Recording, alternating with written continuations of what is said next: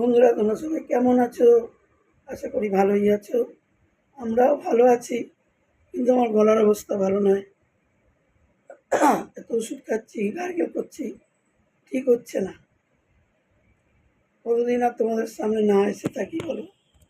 যাক, তোমরা একটু মানিয়ে নিও। আজ বলবো কৃষ্ণ প্রেমিক মীরাবাইয়ের কাহিনী। রাজস্থানের নাগর জেলায় রাওলাট বংশে রতন সিংয়ের ঘরে এই মীরা জন্মগ্রহণ করে। মীরা ছিলেন রতন সিংয়ের কন্যা। ছোটবেলা থেকেই মীরা ঠাকুর ভক্ত, কৃষ্ণ ভক্ত। কৃষ্ণের ভজন করে, কৃষ্ণের নাম গান করে, আর কৃষ্ণকে নিয়েই থাকে।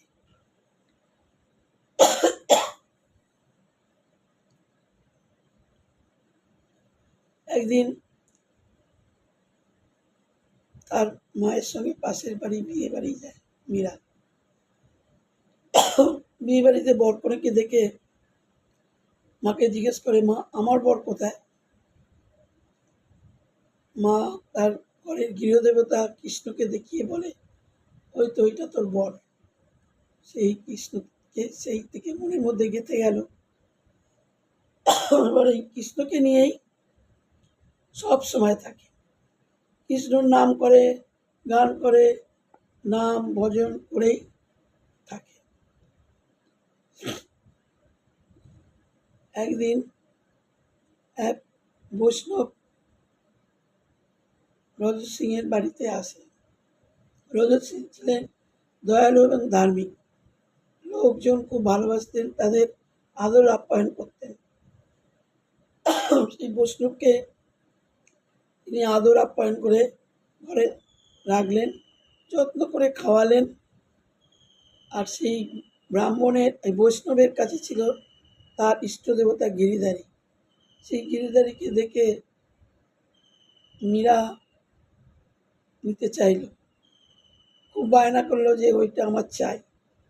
কিন্তু বৈষ্ণব তার ইষ্ট দেবতাকে কিছুতেই ছাড়লেন না।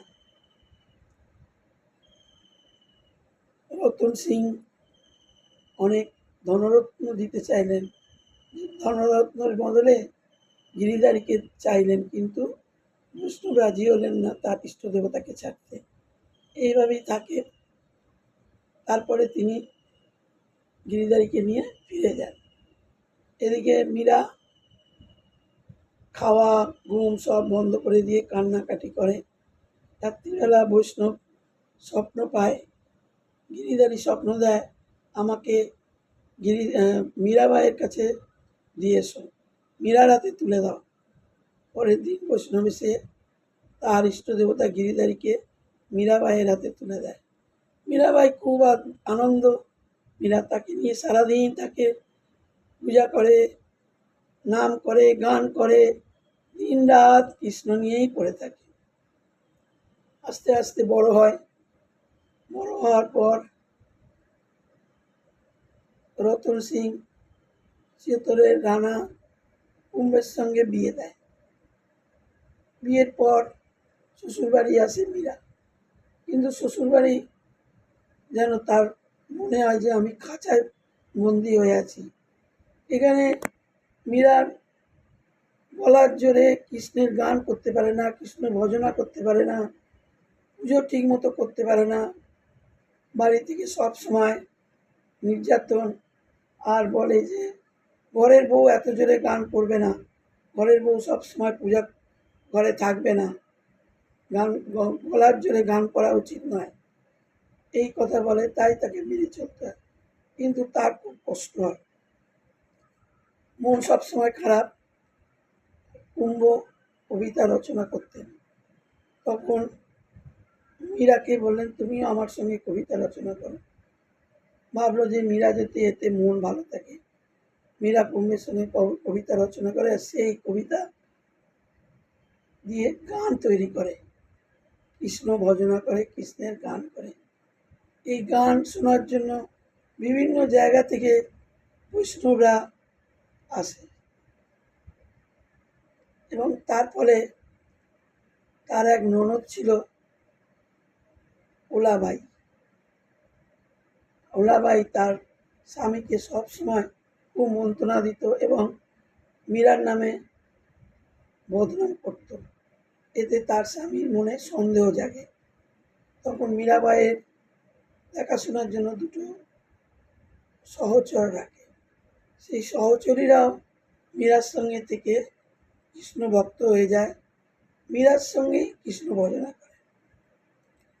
তারপর একদিন তার স্বামী তাকে চিতর পরিত্যাগ করতে বলে। মীরার তো খুব আনন্দ, চিতর পরিত্যাগ করে বেরিয়ে পড়ে, গান করতে করতে সারা রাস্তা বেরিয়ে ঘুরে বেড়ায়। আর মানুষজন মুগ্ধ হয়ে বৈষ্ণবরা তার গান শুনে তাকে তাদের বাড়িতে ডাকে রেখে দেয়। তারপরে তার স্বামী অসুস্থ হয়ে পড়ে। অসুস্থ হওয়ার পর সে তখন দিশাহারা হয়ে যায়। আর মীরা বাড়ি ছাড়ার পর রাজবাড়ি শ্রীহীন হয়ে যায়, যেন চারিদিক ফাঁকা, আর যেন ঠাকুর দেবতা মনে হয় কিছুই নেই, ঠাকুরের গান শুনতে পাওয়া যায় না। তখন তার লোকেদের জন্য মীরাকে আনার ব্যবস্থা করে।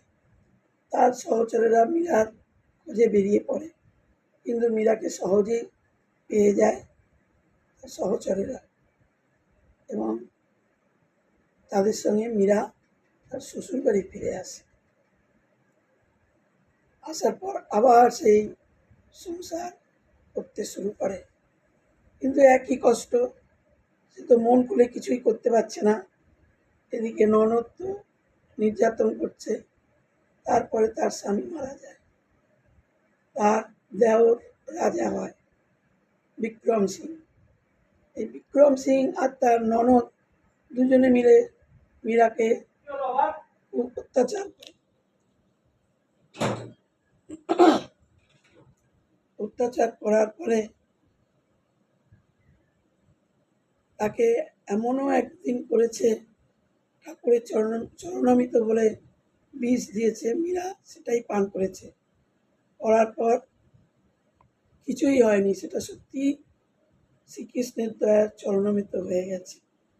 আবার একদিন ফুলের পাত্রে এক বিষধর সাপ দিয়ে বলে তার ননদ, তোমার গিরিধারীর জন্য ফুলের মালা আছে, নাও। মীরা সেই পাত্রের ঢাকা খুলে যখন দেখলো সত্যি একটা ফুলের মালা, গিরিধারীর দয়া সেই সাপ হয়ে গেল ফুলের মালায়।